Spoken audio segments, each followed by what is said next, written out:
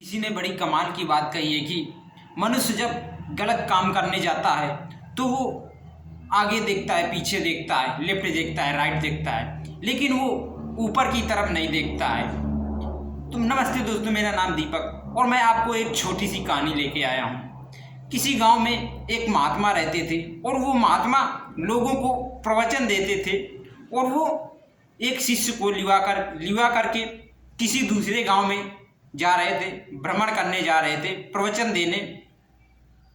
तभी वो महात्मा अपने एक शिष्य को लिवा करके एक दूसरे गांव में प्रवचन देने जा रहे थे और उनको जब रात हो जाती तो वो वहीं पर ठहर जाते, वहीं पर रुक जाते। तो एक दिन वो दूसरे गांव में जा रहे थे और जाते जाते उनका वो गुरु बहुत शांत स्वभाव के थे। जब उनको कुछ बोलना होता तो वो अपनी बात बोल देते और इसके बाद चुप रहते। उनको गुरुजी को चुप रहना बहुत पसंद था। और लेकिन उनका जो गुरुजी का एक शिष्य था तो वो शिष्य इधर उधर के बातों से ज़्यादा इंटरेस्ट रखता था और वो हर एक बात गुरुजी को बोलता कि गुरुजी ये कैसे होगा, ये कैसे होगा, इसे कैसे किया जा सकता है। तभी गुरुजी उसे बताते और जब बताते बताते थक जाते तो बोलते कि अब तुम अपना मुंह बंद रखो और जो हमें करना होगा वो हम करेंगे, बस चलते जाओ। तभी एक रास्ते से गुजरते हुए जा रहे थे और एक मछुआरा एक नदी में मछली पकड़ रहा था।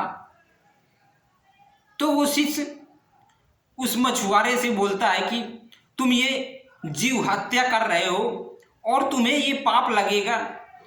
तो उसने बोला कि पाप मुझे लगेगा और तुम्हें तो लगेगा नहीं, हमारा कर्म जो है वो हम करते हैं, उससे तुम्हें क्या लेना है। तो वो शिष्य काफ़ी उससे बहस करने लगा और उससे झगड़ा थोड़ा थोड़ा होने लगा। तभी गुरुजी देखते हैं तो कहते हैं कि बेटा तुम ये क्या कर रहे हो, चलो हमें चलना चाहिए और यहाँ पर हमें झगड़ा नहीं करना चाहिए क्योंकि हम झगड़ा करने के लिए नहीं आए हैं। तभी वो शिष्य गुरुजी से बोलता है कि गुरुजी देखो ये जीवों की हत्या कर रहा है ये मछुआरा और यहाँ की राजा पता नहीं कैसे हैं कि इस मछुआरे को दंड नहीं दे रहे हैं। तो वो गुरुजी कहते हैं कि बेटा जो आदमी जो करता है उसे करने दो, भगवान सबको अपने अपने कर्मों का फल देते हैं। तभी वो शिष्य गुरुजी के साथ में चल दिया और मुंह बंद करके और चलते चलते उस दो साल बाद उस गली से फिर गुजर रहे थे। तभी देखते हैं कि एक सांप था और वो सांप के काफ़ी चींटियां लपटी हुई थी। तो उस शिष्य ने उस सांप को छुड़ाना चाहा पर गुरुजी ने मना कर दिया। तो वो गुरुजी से बोलता है शिष्य कि गुरुजी आप ये क्या बार बार बोलते हो कि जब मैं किसी की मदद करने जाता हूँ तब आप बोलते हो कि इसकी मदद मत करो, और आप ही ने तो सिखाया है कि हमें लोगों की मदद करनी चाहिए। ये सांप देखो अकेला है और इसके चींटियां शरीर में लिपटी हुई हैं, इसे तड़पा रही हैं चींटियां। तभी वो गुरुजी बोलते हैं कि बेटा तुम अपना कर्म करो, जो हमारा कर्म करना है तो वो हम अपना कर्म करें और भगवान उनका दंड जरूर देगा। क्योंकि वो जो मछुआरा था तो वो मछुआरा सांप बना है और ये जो चींटियाँ थी, चींटियाँ मछली बनी हैं। तो बेटा जो जैसा कर्म करेगा उसे वैसा ही फल मिलेगा, पिछला कर्म उससे वैसा ही मिलेगा। जब बेटा मछली तुम पकड़ोगे और मार करके खाओगे तो जो कोई मछली खाएगा वो अगले जन्म में मछली बनेगा। और बेटा जो हमें करना है वो हमें करना चाहिए क्योंकि भगवान हर एक व्यक्ति को दंड देता है।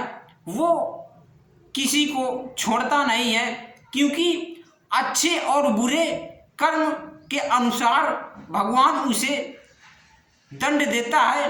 तो इसी प्रकार हमें बेटा लोगों की मदद करनी चाहिए, लेकिन जो व्यक्ति अपने रास्ते से भटक रहा है उसे रास्ता दिखाना हमारा धर्म है और हमारा कर्तव्य है।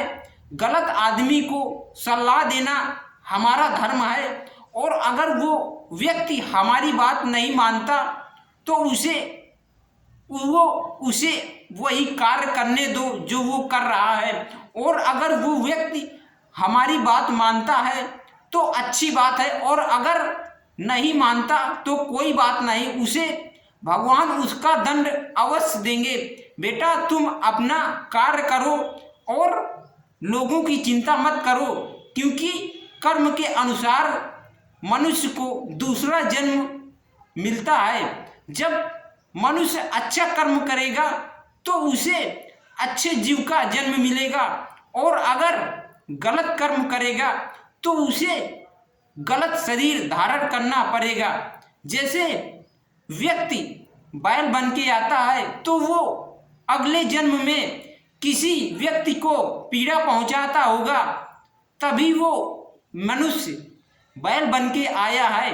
और बेटा अगर हम किसी के साथ में अच्छा कर्म करते हैं, बुरा कर्म नहीं करते हैं, तो भगवान हमें भी अच्छे के लिए ही भेजेंगे और कहेंगे कि जाओ धरती पर और जाकर के लोगों को अच्छा ज्ञान बांटो, और लोगों के साथ में जो बुरा हो रहा है, जो व्यक्ति बुरा कर्म कर रहे हैं, तो उनको सही राह दिखाओ और उन्हें अच्छी राह पर लेके आओ और उन्हें भगवान से जोड़ो। इसी प्रकार बेटा हमें कर्म के अनुसार हमारा जन्म मिलता है। तो नमस्ते दोस्तों, हम अपनी वाणी को यही विराम करने जा रहे हैं। दोस्तों कहानी छोटी थी, लेकिन इस कहानी से आपको सीख काफ़ी मिली होगी।